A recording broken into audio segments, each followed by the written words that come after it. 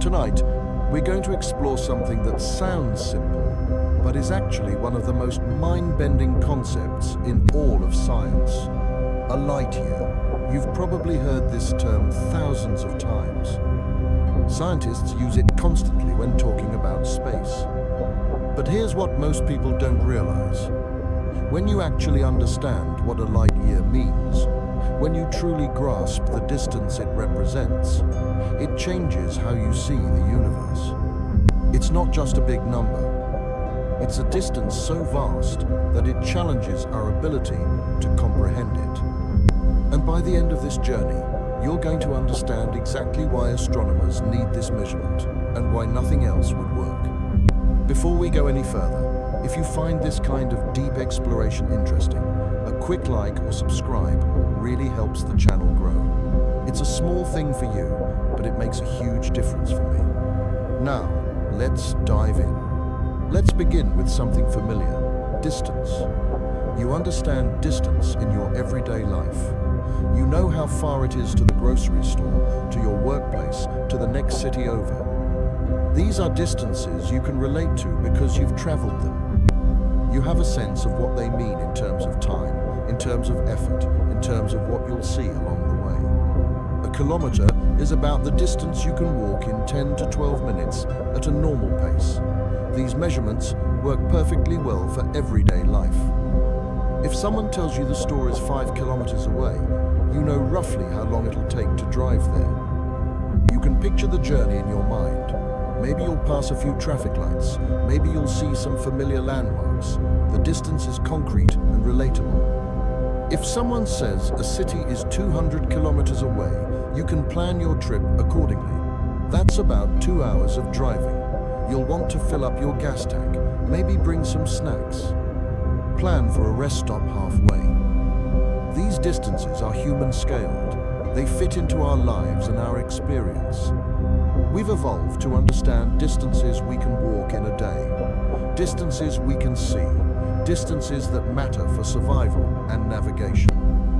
But these measurements start to become awkward when we talk about really large distances. The distance from New York to Los Angeles is about 4,500 kilometers. That's still manageable as a number. It's about a 5-hour flight. People make that journey all the time. They cross the continent. They see the landscape change from East Coast cities to Midwest plains to Rocky Mountains to Southwest deserts and finally to the Pacific coast. The journey is long, but it's achievable. It's within human capability. You can imagine making that trip. The Earth's circumference at the equator is about 40,075 kilometers. That's a big number, but it's still something we can work with conceptually. Early explorers sailed around the world, so we know it's possible to travel that distance, even if it takes months. Ferdinand Magellan's expedition took 3 years to circumnavigate the globe, from 1519 to 1522. Modern commercial flights can circle the Earth in about 45 hours if you could book connecting flights that went all the way around. The Earth is large from our perspective, standing on its surface, but it's not incomprehensibly large. It's a finite thing you could, in theory, explore completely. But now, let's go bigger. The distance from Earth to the Moon is about 384,000 kilometers. This is where normal measurements start to feel inadequate. 384,000 kilometers. That's hard to visualize in any meaningful way. It's not like driving across the country. It's not like sailing around the world. It's something completely different. There's no road to follow, no landmarks to pass, no rest stops along the way. It's just distance, pure distance across empty space. How would you even begin to travel that far? The Apollo astronauts took about 3 days to travel from Earth to the Moon using powerful rockets that accelerated them to speeds of about 11 kilometers per second. That's about 39,600 kilometers per hour, roughly 400 times faster than highway driving. Think about that for a moment. 400 times faster than you've ever driven. And even at that incredible speed, which required some of the most powerful rockets ever built, burning enormous amounts of fuel, it still took 3 days. 3 days of traveling through empty space at speeds no human had ever experienced before, just to reach our nearest celestial neighbor. And that's just to the moon, the closest celestial body to Earth. The moon is so close you can see it with your naked eye. You can see details on its surface with a pair of binoculars. It's right there, hanging in the sky. And yet it takes 3 days of rocket travel to reach it. When we start talking about the distance to other planets, to the sun, to other stars, kilometers become completely useless. The numbers get so large that they lose all meaning. They become abstract symbols on a page rather than distances you can relate to in any way. The distance from Earth to the Sun is about 150 million kilometers. Try to visualize that. You can't, can you? Your brain just sees it as a really big number, but you don't have any intuitive sense of what it means. There's nothing in your daily life that prepares you for a distance like that. Nothing in human evolution prepared us to think about distances this large. We evolved to understand the distance to the next water source, the distance to the hunting grounds, the distance we could walk in a day.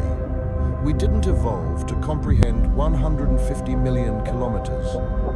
The Apollo spacecraft that took astronauts to the moon traveled at about 11 kilometers per second on average. At that speed, it would take about 160 days, over 5 months, to reach the sun's distance. The fastest spacecraft humans have ever built, the Parker Solar Probe, travels at speeds up to 192 kilometers per second when it's close to the sun, using its gravity to slingshot itself to higher and higher speeds. Even at this incredible speed, which is about 17 times faster than the Apollo spacecraft, the probe still takes months to complete its orbits around the sun. And the star is close.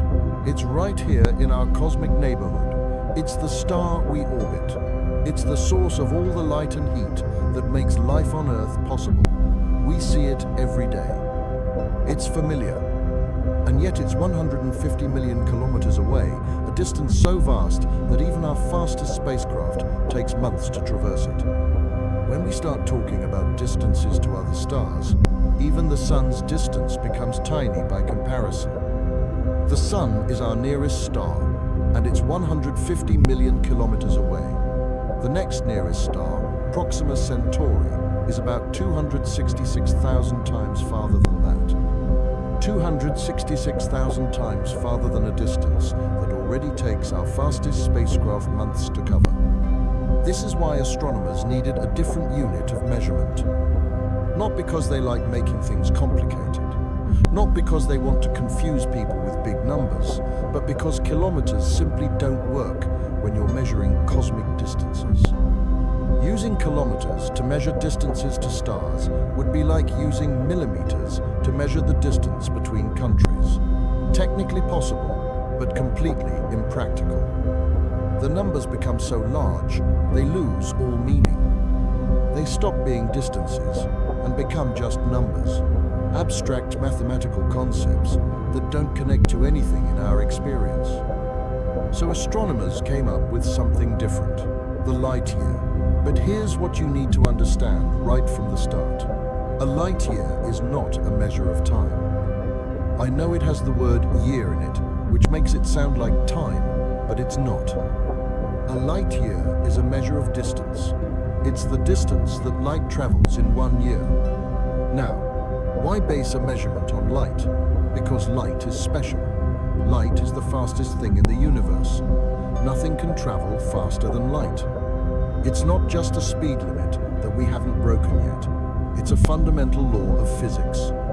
The speed of light is a constant, unchanging, the same everywhere in the universe. Whether you're on Earth, on Mars, in another galaxy, or at the edge of the observable universe, light always travels at the same speed. Light travels at about 300,000 kilometers per second. Let me say that again because it's important. 300,000 kilometers per second. Every single second, light travels 300,000 kilometers. This isn't an approximation or an estimate. It's been measured with extraordinary precision. The exact value is 299,792.458 kilometers per second. But for our purposes, 300,000 kilometers per second is close enough. That's incredibly fast. To put it in perspective, light can travel around the Earth's equator about 7.5 times in 1 second. In the time it takes you to snap your fingers, light could circle the entire planet multiple times. In 1 second, light could travel from New York to Los Angeles and back about 37 times. It's a speed that's almost impossible to visualize because nothing in our everyday experience moves anywhere near that fast. The fastest thing most people experience is an airplane. A commercial jet flies at about 900 kilometers per hour, or about 0.25 kilometers per second. Light travels over 1 million times faster than that. The fastest car ever built, the Thrust SSC, reached about 1,200 kilometers per hour, or about 0.33 kilometers per second. Light is about 900,000 times faster.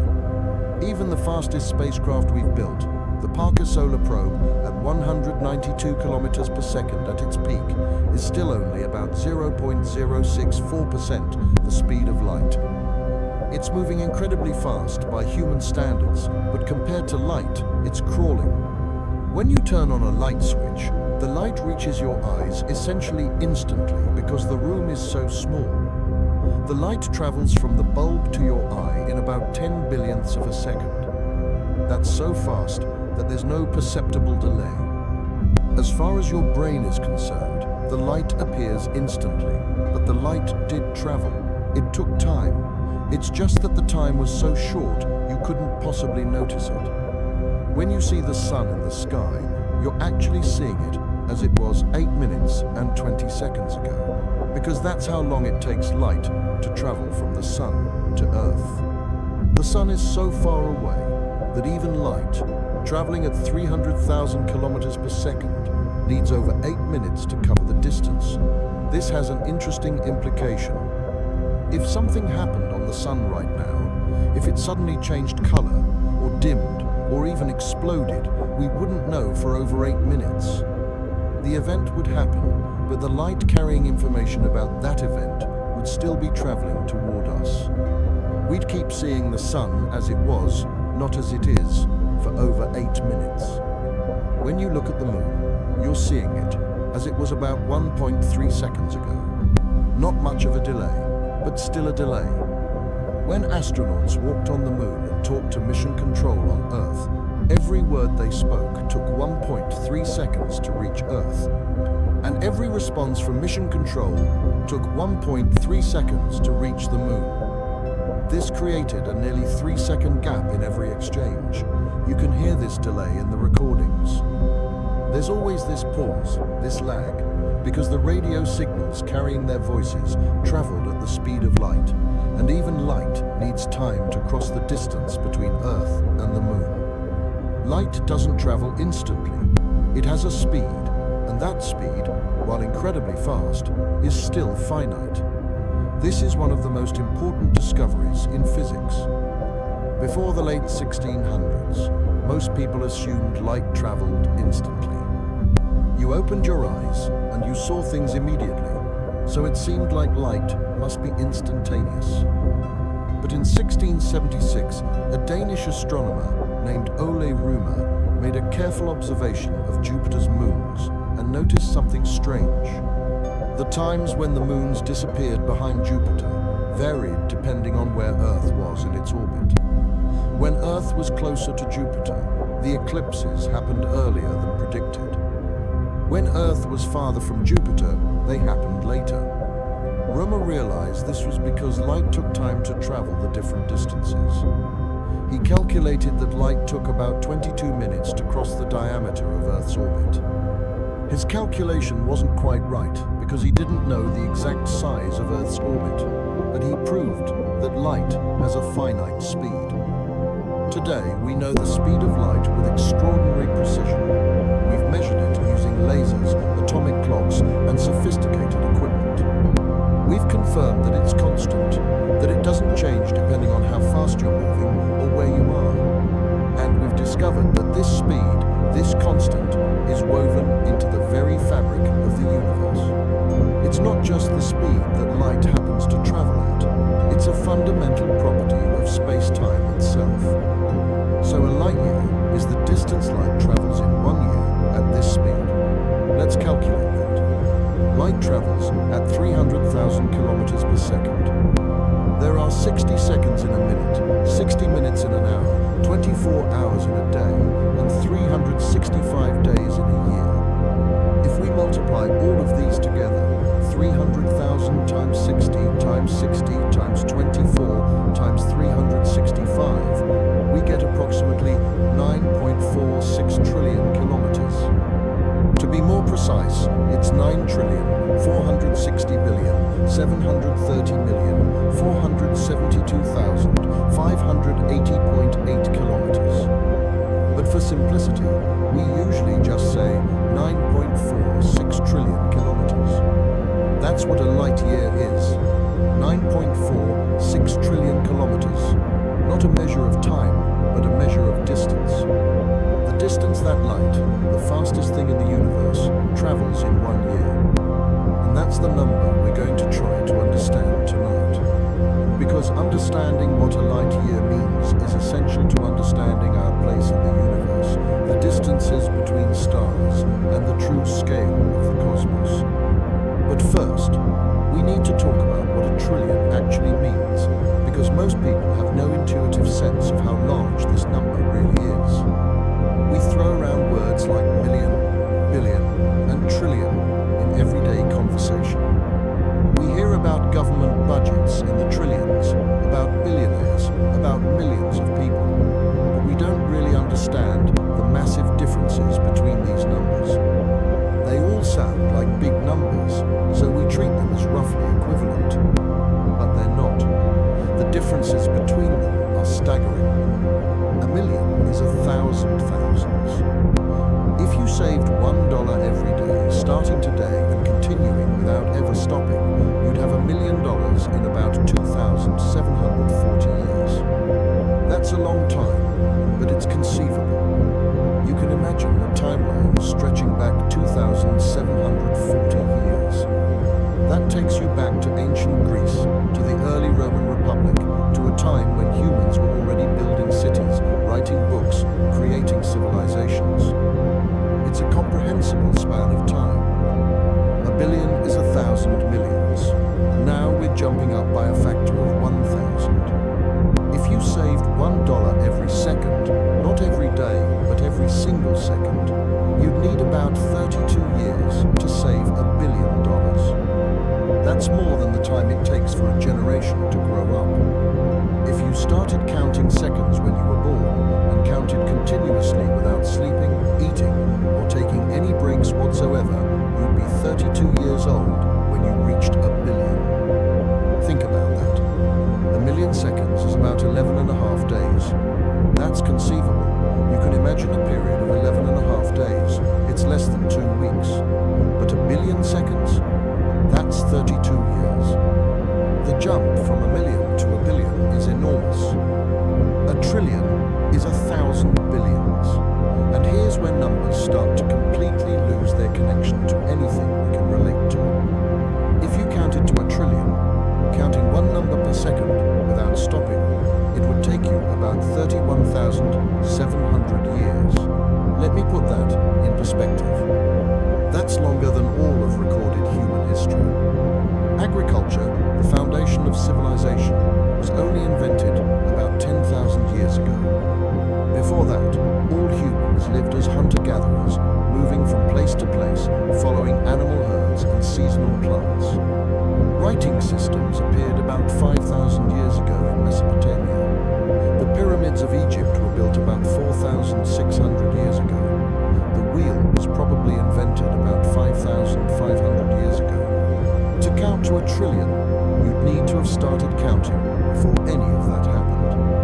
You'd need to have started small tribal groups, when there were no cities, no nations, no written language, no agriculture, no permanent settlements.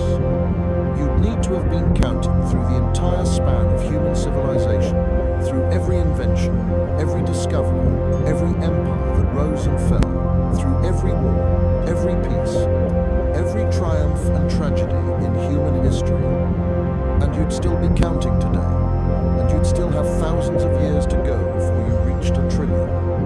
Let me try to make this even more concrete.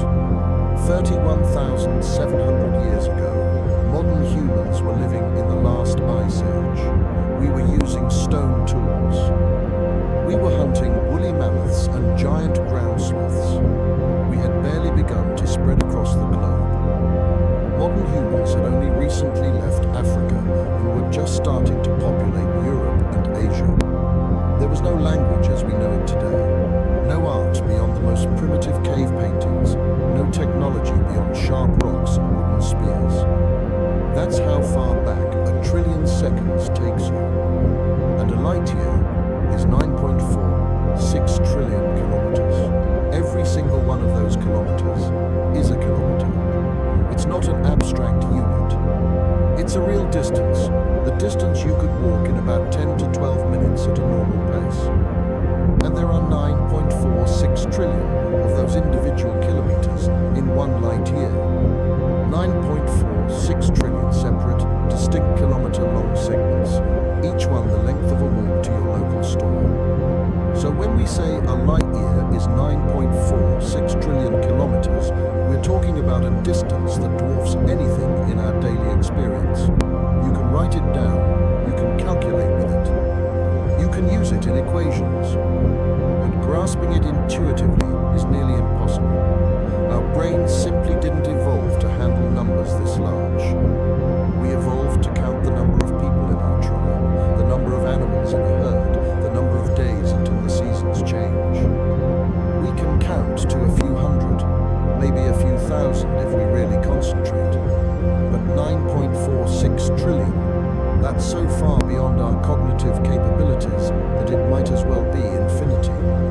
The best way to understand a light year is to build up to it gradually, starting with distances we can comprehend and scaling up step by step. We're going to take this journey slowly, moving from the familiar to the unfamiliar, watching as distances that seem vast become tiny compared to what comes next. Let's start with 1 light second, 300,000 kilometers. That's about the distance from Earth to the Moon and 3/4 of the way back. Think about what that means. Light leaves Earth, travels all the way to the Moon, which is 384,000 kilometers away, bounces back, gets about 3/4 of the way to Earth, and all of that happens in 1 second. 1 single second.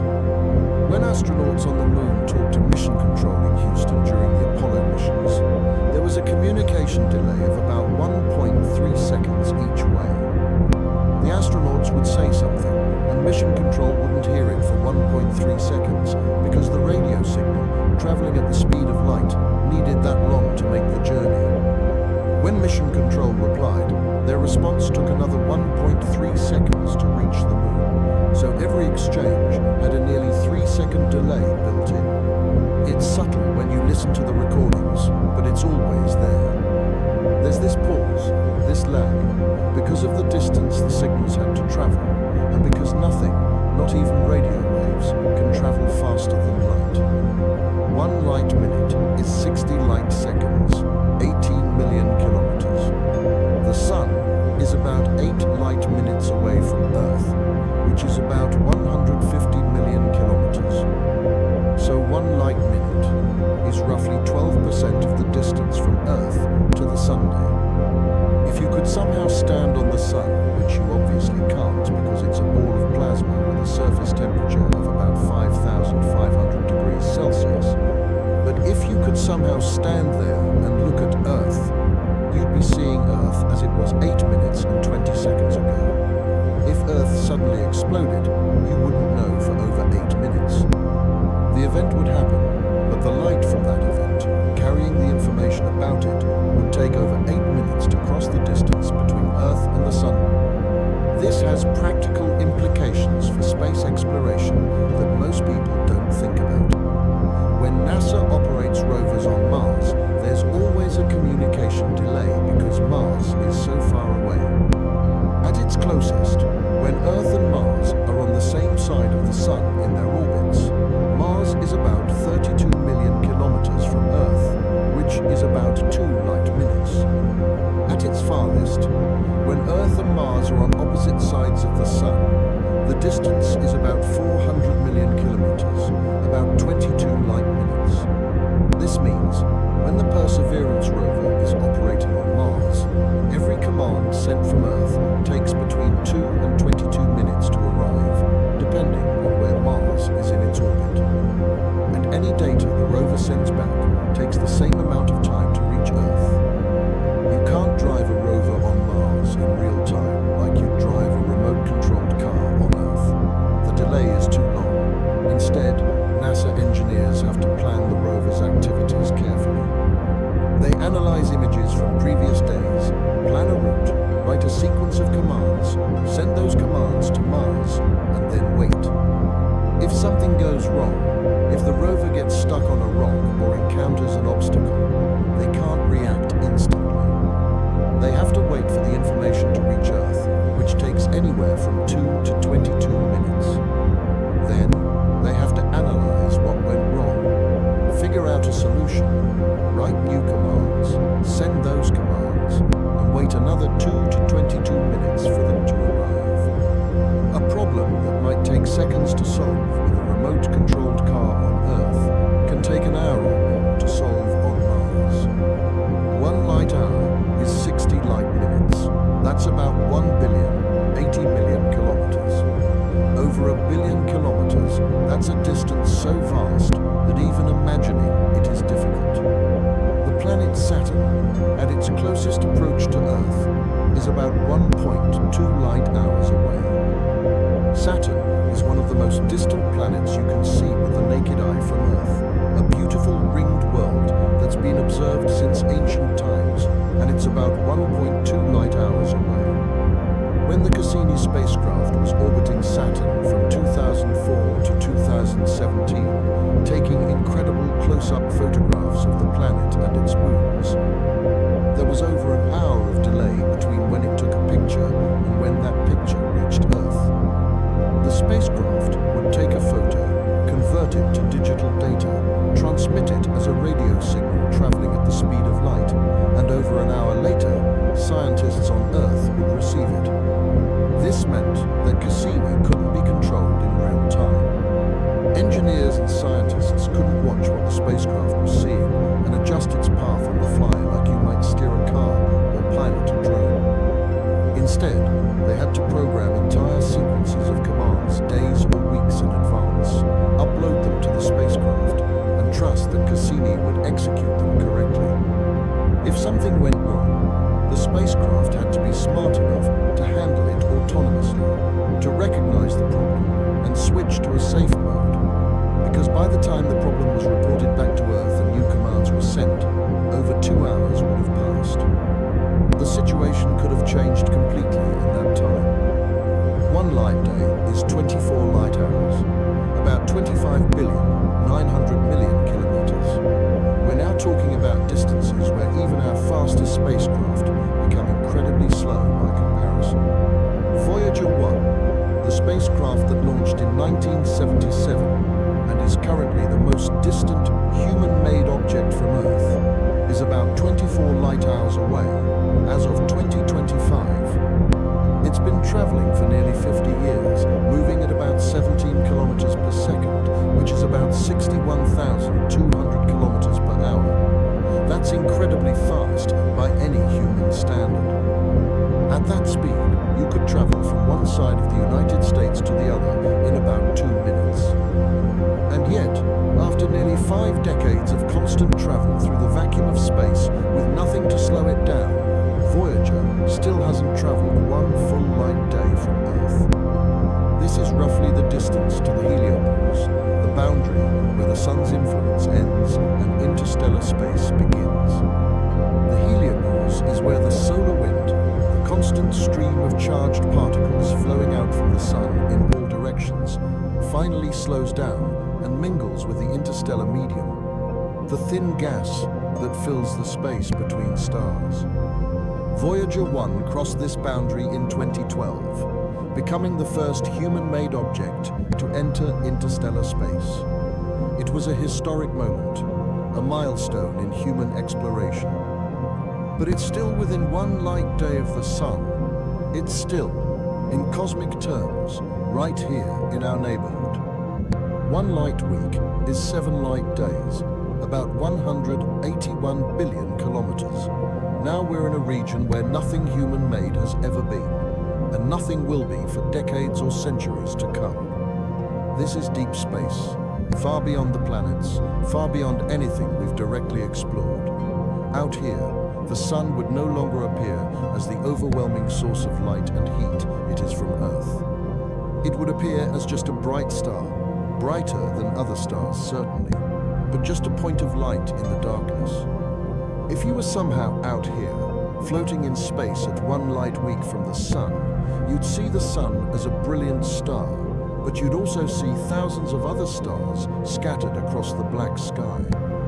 You'd realize, perhaps for the first time, that the sun is just one star among many. One light month is roughly 30 light days, about 778 billion kilometers.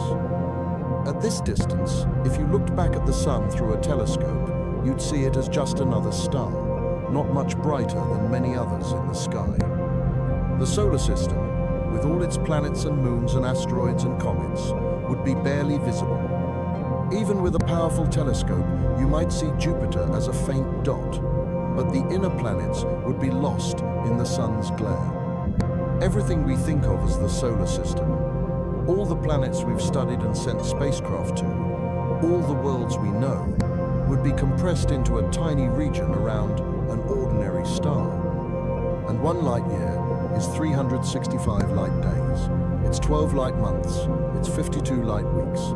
It's 8,760 light hours. It's 525,600 light minutes. It's 31,536,000 light seconds. See how quickly the numbers scale up? We started with 1 light second, which was already an enormous distance by human standards, about the distance from Earth to the Moon and most of the way back. And we've been multiplying by larger and larger numbers, 60 seconds in a minute, 60 minutes in an hour, 24 hours in a day, 7 days in a week, 30 days in a month, 12 months in a year, and we're just now getting to 1 light year. 9.46 trillion kilometers. That's the distance light travels in 1 year, moving at 300,000 kilometers every single second for 365 days straight. And this is the fundamental unit astronomers use to measure the distances between stars, because stars are separated by distances measured in light years, and nothing smaller makes sense when you're dealing with these vast cosmic scales. So why do astronomers use light years? Because every other option is worse. Imagine if astronomers used kilometers for everything. Proxima Centauri is about 40,140 billion kilometers away. That's awkward, hard to remember, and doesn't give you any intuitive sense of the distance. But if I tell you Proxima Centauri is 4.24 light years away, that's cleaner. You can compare it to other distances. If one star is 4 light years away and another is 40 light years away, you immediately know the second is 10 times farther. Light years also connect distance and time usefully. When you look at a star 4 light years away, you're seeing light that left 4 years ago. You're looking into the past. This connection becomes crucial when studying the universe. The speed of light is not just fast, it's the speed limit of the universe. Nothing can go faster. And this isn't a technological limitation that we might overcome with better engineering or more powerful rockets. It's a fundamental law of physics, built into the very structure of space-time itself. The speed of light isn't just a speed. It's a cosmic constant that defines the relationship between space, time, energy, and matter. Einstein's theory of special relativity, published in 1905, showed that as objects approach the speed of light, strange things happen. These aren't just theoretical predictions. They're observed facts, confirmed by countless experiments over the past century. Time slows down for the moving object relative to stationary observers. This is called time dilation, and it's been measured directly. The object's mass effectively increases, or more precisely, its inertia increases. It becomes harder and harder to accelerate. The amount of energy required to accelerate it increases without limit as you approach light speed. To actually reach the speed of light would require infinite energy, which is impossible. The universe doesn't contain infinite energy. Therefore, nothing with mass can reach the speed of light. Let me explain why this happens. In our everyday experience, if you're on a train moving at 50 kilometers per hour and you throw a ball forward at 20 kilometers per hour relative to the train, someone standing on the ground would see the ball moving at 70 kilometers per hour. The speeds add. This seems obvious, and it works perfectly well for everyday speeds. But Einstein showed that this simple addition doesn't work when you're dealing with speeds close to the speed of light. If you're on a spacecraft moving at half the speed of light and you shine a flashlight forward, you might think the light would move at 1.5 times the speed of light, at least from the perspective of someone watching you, but it doesn't. The light still moves at exactly the speed of light, 300,000 kilometers per second, both from your perspective on the spacecraft and from the perspective of someone watching you from outside. This seems impossible. How can the light be moving at the same speed for both observers when one observer is already moving at half the speed of light? The answer is that space and time adjust to keep the speed of light constant. If you're moving very fast, time literally runs slower for you from the perspective of a stationary observer. And distances in the direction you're moving actually contract. These aren't optical illusions or measurement errors. They're real physical effects. Time and space are not absolute. They're relative depending on your motion. The only thing that's absolute, that's the same for everyone regardless of how they're moving, is the speed of light. This has been tested experimentally countless times. Particles in particle accelerators move at speeds very close to the speed of light. We can measure how long they live before decaying. And we find that particles moving at 99.9% of the speed of light live much longer than identical particles at rest. Time is literally moving slower for them. This isn't theory. It's measured fact. GPS satellites orbiting Earth move fast enough and are far enough from Earth's gravitational field that time dilation becomes measurable. The atomic clocks on GPS satellites run at a slightly different rate than identical clocks on the ground.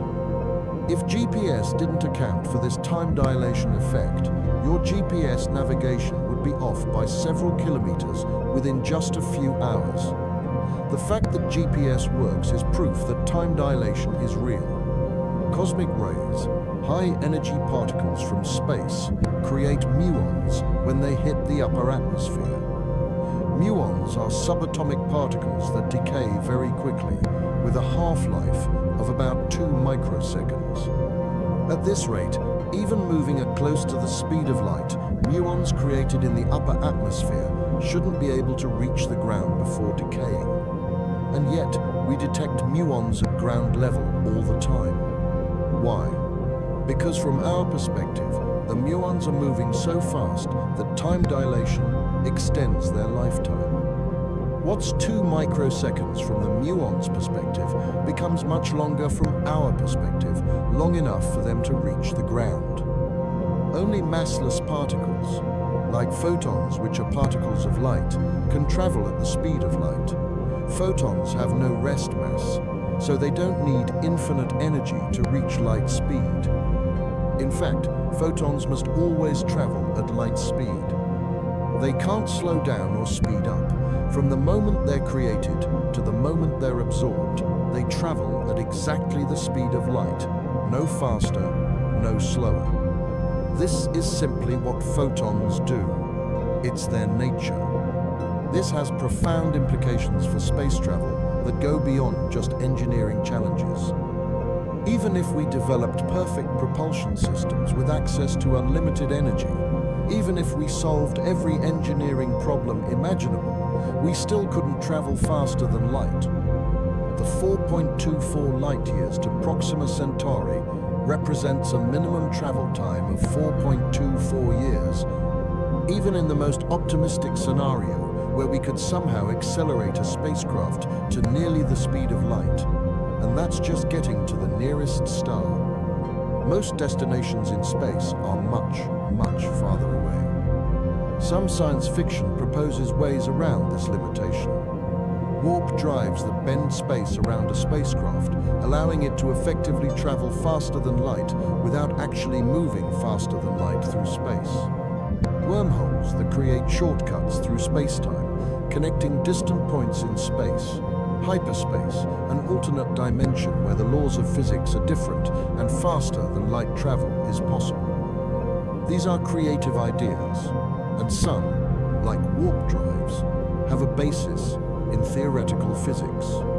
The Alcubierre drive, proposed in 1994, is a theoretical solution to Einstein's field equations that would allow faster than light travel by contracting space in front of a spacecraft and expanding it behind. But there are problems. The Alcubierre drive would require exotic matter with negative energy density to work. No such matter is known to exist. Some physicists think it might be impossible on fundamental grounds. Even if exotic matter exists, you'd need an enormous amount of it, possibly more mass energy than exists in the entire observable universe. And there are causality problems. If you could travel faster than light, you could potentially travel backward in time, creating paradoxes. Wormholes, if they exist, would likely be incredibly unstable and would collapse before anything could pass through them. Keeping a wormhole open long enough to travel through it might require more energy than exists in the entire universe. And again, there are causality problems. If wormholes allow faster than light travel, they also allow time travel to the past, with all the associated paradoxes. Hyperspace is pure speculation with no basis in known physics. It's a science fiction concept that makes for good stories, but doesn't have any connection to real physics or mathematics. There's no evidence that any such thing exists or could exist. As far as we know, based on over a century of careful experiments and observations, the speed of light is an absolute barrier. It's not a challenge to be overcome with better technology. It's a fundamental law of nature. When we talk about stars that are hundreds or thousands of light years away, we're talking about distances that might be fundamentally unreachable with any technology that's consistent with the laws of physics as we understand them. The light year doesn't just measure distance, it measures a barrier, a limit, a boundary beyond which the normal rules of cause and effect start to break down. Let's talk about Proxima Centauri because it's our closest stellar neighbor and helps us understand these distances practically. Understanding Proxima Centauri, the closest star beyond our Sun, gives us a sense of what it means when we say even the nearest stars are impossibly far away. Proxima Centauri is a small red dwarf star in the Alpha Centauri system, which is actually a triple star system. Two of them, Alpha Centauri A and B, are Sun-like stars orbiting each other. They're similar in size and brightness to our Sun, and they orbit their common center of mass every 79.9 years in a slow gravitational dance that's been going on for billions of years. If you could see them up close, Alpha Centauri A and B would look like two suns circling each other against the darkness of space. Proxima Centauri is much smaller about 1/8 the Sun's mass and 1/7 its diameter. It's so small and dim that you can't see it with the naked eye, even though it's our nearest stellar neighbor. You need a telescope to spot it. Red dwarfs like Proxima Centauri are the most common type of star in the galaxy, making up about 70% of all stars. But they're all so dim that none of them are visible to the naked eye despite being relatively common.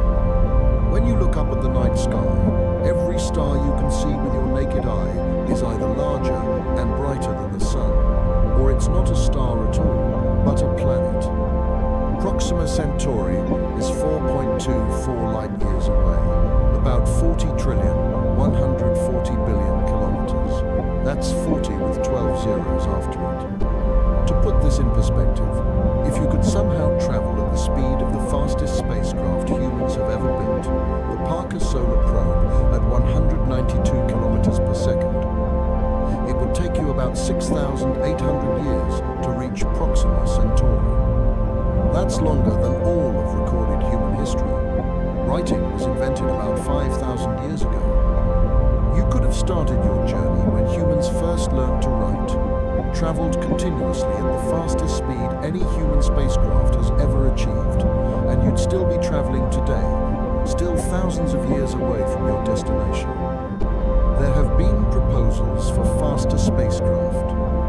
The Breakthrough Starshot Initiative, announced in 2016 by physicist Stephen Hawking and entrepreneur Yuri Milner, proposes using powerful ground-based lasers to accelerate tiny spacecraft to about 20% of light speed. The concept is elegant and scientifically sound, at least in principle. You build a spacecraft that's essentially a computer chip with a camera weighing maybe a gram, attached to an ultra-thin light sail made of reflective material, perhaps only a few atoms thick. Then you point massive arrays of lasers at it from Earth. The laser light pushes on the sail, and because the spacecraft is so incredibly light, it can be accelerated to tremendous speeds. At 20% of light speed, which is about 60,000 kilometers per second, a probe could reach Proxima Centauri in about 20 years. Add another 4 years for signals to travel back to Earth at light speed, and you could potentially get data from Proxima Centauri in 24 years from launch. That's within a human lifetime, which is exciting. You could launch a mission when you're young and potentially see the results before you die. But the engineering challenges are enormous, perhaps insurmountable with current or near-future technology. First, you need incredibly powerful lasers. The proposal calls for a laser array with a total power of about 100 gigawatts. That's roughly the output of 100 nuclear power plants, all focused into a laser beam a few kilometers wide. This beam would need to track the tiny spacecraft as it accelerates, keeping the light precisely focused on the sail. Any deviation, and the sail would drift out of the beam and the acceleration would stop, leaving the spacecraft coasting at whatever speed it had reached. Second, the spacecraft needs to survive the journey. At 20% of light speed, you're moving at 60,000 kilometers per second. At this speed, collisions with even tiny particles become catastrophic.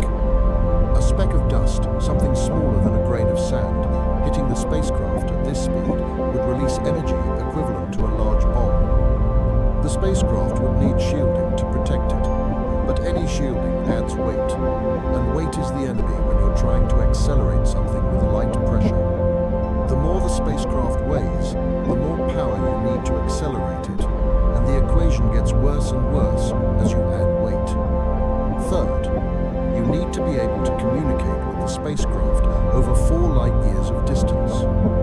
The tiny probe would need a laser or radio transmitter powerful enough to send data back to Earth from 4.24 light-years away. At that distance, any signal spreads out enormously. The power needed to send a detectable signal is substantial, and you have to fit this capability into a spacecraft the size of a computer chip. It's like trying to shout across an ocean and be heard clearly on the other side. star system and fly past it at the right distance and angle to get useful data. At 20% of light speed, the spacecraft is traveling so fast that it crosses the orbit of Mars in about 40 minutes. The entire width of our solar system, from the Sun to Neptune, is crossed in about 6 hours. You get one shot. There's no slowing down, no course corrections once you're up to speed, because slowing down would require just as much energy as speeding up, and you don't have that energy available in a spacecraft weighing a gram. The spacecraft flies past Proxima Centauri at 60,000 kilometers per second, has maybe a few hours or at most a few days when it's close enough to take useful pictures and measurements, and then continues on into the void, never to be seen again, drifting through interstellar space forever. So while Breakthrough Starshot is an interesting concept, and it's based on real physics rather than science fiction, it remains highly theoretical. The technology doesn't exist yet, and there are formidable challenges that might be impossible to overcome. Even if we somehow built such a craft and successfully sent it tomorrow, it would be at least 20 years before it reached Proxima Centauri, and another 4 years before we got any data back. That's a 24-year round trip for information, assuming everything works perfectly, which in the history of space exploration has never been a safe assumption. And this is just to reach our nearest stellar neighbor, the closest star to our Sun. With technology we can actually build today, the kind of spacecraft we know how to engineer and launch with current rockets and current materials and current computer systems, getting to Proxima Centauri would take not decades, but millennia. We'd need to build multi-generational spacecraft, massive vessels that could support human crews for thousands of years. The people who arrived at Proxima Centauri would be the distant descendants of those who launched, perhaps hundreds of generations removed, living in a world they'd never left, traveling to a destination they'd only heard about in stories passed down through the centuries. When you look up at the night sky, you're seeing stars at various distances, and you're seeing them as they were years or even centuries ago. This is one of the most profound implications of the light year. Distance and time become inseparable. You cannot separate where something is from when you're seeing it. Light travels at a finite speed. It's incredibly fast, but it's not instantaneous. When light leaves a star and travels through space toward Earth, that journey takes time. And during that time, things can change. The star might change brightness. It might change color. It might explode. By the time the light reaches your eyes, the star you're seeing might be completely different from how it is right now, or it might not even exist anymore. Sirius, the brightest star in the night sky, is 8.6 light years away. When you look at Sirius tonight, you're seeing light that left that star 8.6 years ago. You're seeing Sirius as it was when you were 8.6 years younger. If you're 20 years old, you're seeing Sirius as it was when you were about 11, probably in middle school. If you're 40, you're seeing it as it was when you were in your early 30s. The Sirius you see tonight is Sirius from the past, not Sirius as it exists right now in this present moment. Now, Sirius is a stable main sequence star. It's not going to change much over a few years, or even a few decades. In 8.6 years, Sirius doesn't age noticeably. Stars change very slowly from a human perspective, over millions or billions of years rather than years or decades. But the principle is what matters here. You're not seeing Sirius as it is. You're seeing Sirius as it was. You're looking back in time every time you look at a star. Vega is another bright star, about 25 light years away. If you're 25 years old and you look at Vega tonight, you're seeing light that left that star the year you were born. When that light began its journey toward Earth, you hadn't been born yet. You didn't exist. Your parents might have been looking up at that same star, seeing light that left Vega 25 years before that, 50 years ago total.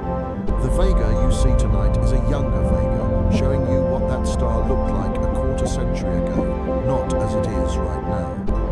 Betelgeuse, the red supergiant in the constellation Orion, is about 550 light-years away. It's one of the most famous stars in the night sky, easily visible as the bright reddish star marking Orion's shoulder. The light you see from Betelgeuse tonight started its journey toward Earth in the year 1474 during the Italian Renaissance, before Columbus sailed to the Americas, when Leonardo da Vinci was 22 years old and Michelangelo was about to be born. In 1474, the Byzantine Empire had fallen to the Ottoman Turks 21 years earlier. The printing press had been invented only about 20 years before. Most of Europe was still emerging from the Middle Ages. The modern world, as we know it, didn't exist yet, and the light from Betelgeuse that you see tonight started its journey back then. It's been traveling through space for over 500 years, crossing the vast darkness between Betelgeuse and Earth to arrive at your eye tonight. Betelgeuse is a particularly interesting example because it's a massive star nearing the end of its life. Stars like Betelgeuse don't last as long as smaller stars like the Sun Day. They burn their fuel much faster. At some point in the relatively near future, astronomically speaking within the next 100,000 years or so, Betelgeuse will explode as a supernova. When it does, it will briefly shine as bright as the full moon in our sky, visible even during the day. It will be a spectacular event, one of the most dramatic astronomical events visible from Earth in human history. But here's the thing, Betelgeuse might have already exploded. The explosion might have happened centuries ago. Maybe it happened in the years 1600, or 1700, or 1800, but we wouldn't know yet. We wouldn't have any way of knowing. The light from that explosion would still be traveling toward us through space, moving at the speed of light, taking 550 years to make the journey. So if Betelgeuse exploded in the year 1700, we won't see it until about the year 2250. The star could already be gone right now, destroyed in a catastrophic supernova explosion, and we'd still see it shining peacefully in the sky for centuries to come, completely unaware that we're seeing a ghost, an image of something that no longer exists. Polaris, the North Star, is about 445 light-years away. When its current light began traveling toward us, the first permanent English colonies in North America hadn't been established yet. Jamestown wouldn't be founded for another 12 years. The Pilgrims wouldn't arrive at Plymouth Rock for another 26 years. William Shakespeare had just begun writing his plays. He'd written some of his early works, but hadn't yet written Hamlet, Macbeth, King Lear, or most of his other famous plays. The United States wouldn't exist for another 180 years. When that light from Polaris began its journey, the world was fundamentally different from today. And tonight, that ancient light enters your eye. You're connected across space and time by photons that have been traveling for 4.5 centuries. Within about 20 light-years of Earth, there are about 130 known star systems. Some are single stars, like our Sun. Others are binary systems with 2 stars orbiting each other, or even triple star systems like Alpha Centauri. Understanding this stellar neighborhood helps us appreciate both the distances involved and the variety of stars that exist in our cosmic backyard. Barnard's star is the second closest star system to Earth after Alpha Centauri, about 6 light-years away. It's a red dwarf, much smaller and dimmer than the Sun.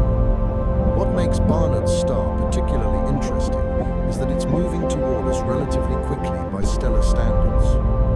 It has the largest proper motion of any known star, meaning it moves across the sky faster than any other star as seen from Earth. Over the course of decades and centuries, we can actually see Barnard's star change position relative to other stars. In about 10,000 years, it will be closer to Earth than Proxima Centauri is now, becoming our new nearest stellar neighbor. But even at its closest approach, it will still be nearly 4 light years away. The distances between stars are so vast that even when stars are moving toward each other,